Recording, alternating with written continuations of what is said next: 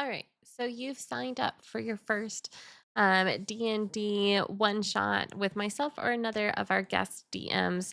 Um, but we need to go over a couple of rules before you get started on creating a character, just so that you know what you're getting into. First off, this is a Unity gaming event, which means that we are going to follow our complete code of conduct. So make sure you go through and read our code of conduct before creating your character. I know it's a lot to read, but basically, don't be toxic and let's all have a good time. Now, these code of conduct rules weren't written specifically for D&D. They're written for gaming in general. So there's a couple of extra rules I want to go over about D&D specifically. First off, in order to adhere to our code of conduct, no evil characters, evil alignment characters are going to be allowed. There's just simply no way for you to play an evil character and still be able to follow our rules. So we're just going to say that evil characters are not allowed into the guild hall, which means you can't make an evil character and sign up for a one shot with that character. Another thing too is that the people traveling with you, they're your companions. So there will be no PvP allowed with your companions. Basically, you're not going to take your sword and stab it through your friend's belly in order to use their body for something. You're not going to grapple your friend and use them as a meat shield in front of you in order to not get hit by the dragon's frost breath. These are just a couple of examples of things that you're not going to do to your companions. If you do this with a character, your character will be asked to leave that session and will not be invited back to the guild hall again. Now, if you decide to have a redetermination on your values of your companions and would like to return in the future, you can create a new level 1 character and start over again.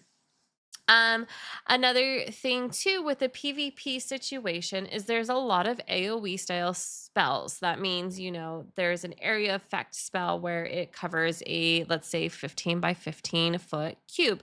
And your comrades might be standing in there, but there's also a lot of baddies standing in there. What happens in that situation? I don't want to prevent certain classes from picking up these really powerful AoE style spells, but we do want to have consideration of the people that we're playing with. So, first off, if your AoE spell is an absolutely for sure gonna one shot your companion, the adventurer that is on the adventure with you, I'm going to say, as the DM, when you say to cast that spell, I'm going to say, I'm not going to allow that right now because of this player standing here.